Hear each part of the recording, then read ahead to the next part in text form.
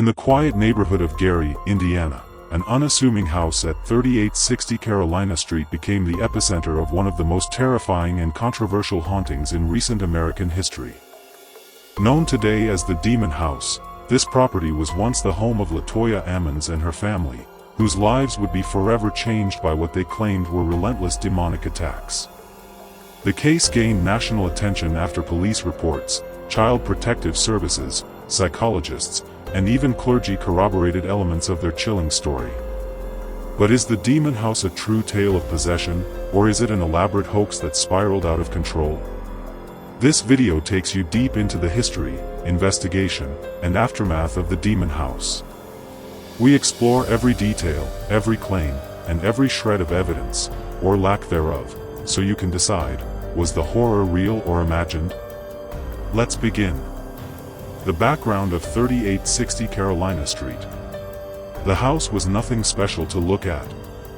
A small, single-family home with a simple layout and average construction. But beneath the mundane facade, stories of darkness were brewing. Even before the Ammons family moved in, neighbors spoke of strange occurrences, unexplainable noises, shadows, and a general feeling of unease. The previous tenants left abruptly, citing discomfort and an inability to sleep. Yet none of that seemed to prepare the world for what was to come. Latoya Ammons moved into the house in 2011 with her mother, Rosa Campbell, and her 3 children. Almost immediately, they began experiencing what they described as paranormal activity. It started small, footsteps, cold spots, flickering lights, but quickly escalated into something far more disturbing. The first signs of possession. One of the most notable incidents was when Latoya's 12-year-old daughter levitated above the bed during a family gathering. According to family members, she was unconscious and hovered for several minutes before collapsing. No one could explain it. Soon after, the children began speaking in distorted voices, exhibiting unnatural strength, and recounting events they could not have possibly known. The youngest child reportedly spoke to an invisible boy who would describe gruesome events. These weren't simple ghost stories, they were signs, the family believed, of something deeply sinister. The family reached out to their local church, where a priest confirmed that something malevolent seemed to be present. That's when the report started attracting attention from outside their community. The involvement of authorities. When Child Protective Services became involved, it wasn't due to ghost stories, it was because of school reports and concerns for the children's safety. Caseworker Valerie Washington was assigned, and what she witnessed would go on record as one of the strangest cases in her career. In an official DCS report, Washington recounted seeing one of the boys walk backward up a wall in a hospital room, in full view of medical staff and the family. Multiple witnesses confirmed this event, and psychological evaluations failed to explain the behavior. At this point, the police became more deeply involved. Veteran officers investigated the home, and their findings, recorded in public documents, would deepen the mystery. Evidence collected by police and CPS. During their investigation, police officers reported audio anomalies, malfunctioning equipment, and even claimed to see shadows and figures in their photographs. One officer, Captain Charles Austin, initially skeptical, became convinced that the house was haunted after witnessing strange events firsthand. One photograph taken in daylight outside the home appeared to show a ghostly figure standing in the window. But skeptics argue it could have been a reflection or a photographic artifact. The police filed extensive documentation, which added credibility to the family's claims. But was it truly evidence, or simply a mass psychological response to fear? The role of the church in exorcism. Reverend Michael Maginot of St. Stephen Martyr Parish was asked to investigate. After interviewing the family and witnessing strange behavior himself, he petitioned the Diocese of Gary to perform an exorcism. Eventually, he conducted several exorcisms on Latoya Ammons. In his account, he describes her reacting violently to prayer, convulsing, and speaking in unknown languages. He claimed that evil was present and that multiple demons were at work. But exorcisms are religious rituals. Can they truly be accepted as evidence in modern times? Scientific and psychological analysis ***.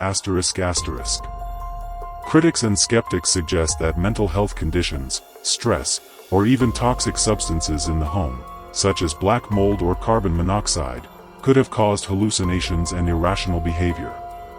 Psychologists evaluated the children and Latoya, offering mixed conclusions. Some believed the family genuinely believed what they were experiencing. Others suggested delusions reinforced by group hysteria. One doctor described the events as a delusion system, meaning all family members believed in a shared narrative, whether true or not. Zak Bagans and the documentary. Years later, paranormal investigator Zak Bagans purchased the home and filmed a documentary titled Demon House. Bagans claimed he experienced psychological distress, physical illness, and disturbing visions while in the house. His film includes interviews with witnesses and footage of unexplained phenomena. Eventually, he demolished the house, stating it was too dangerous to remain standing. But some viewed the film as exploitation, profiting off a family's trauma. Was Bagans uncovering truth, or simply selling fear? The legacy of the Demon House. The Demon House has entered American folklore. It's discussed in paranormal communities, podcasts, and investigative journalism. The mix of official reports and sensational claims makes it one of the most talked about hauntings of the 21st century. But no solid scientific proof was ever established. What we have is testimony, photos, and the weight of belief. The house is gone, but its legend lives on. Latoya Ammons and her family have since relocated and live quietly, refusing to exploit their story for profit. They maintain their account is true. Debunking versus believing ***. Many have attempted to debunk the case. Skeptical investigators point to the lack of physical evidence. Others accuse the family of orchestrating a hoax for media attention.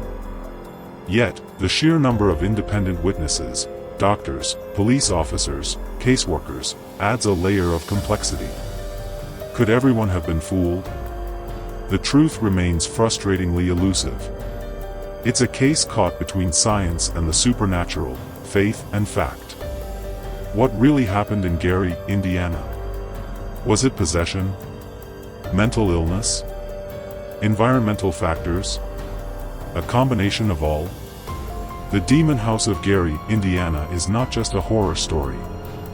It's a mirror that reflects our deepest fears, our willingness to believe, and our desperate search for answers in the face of the unknown.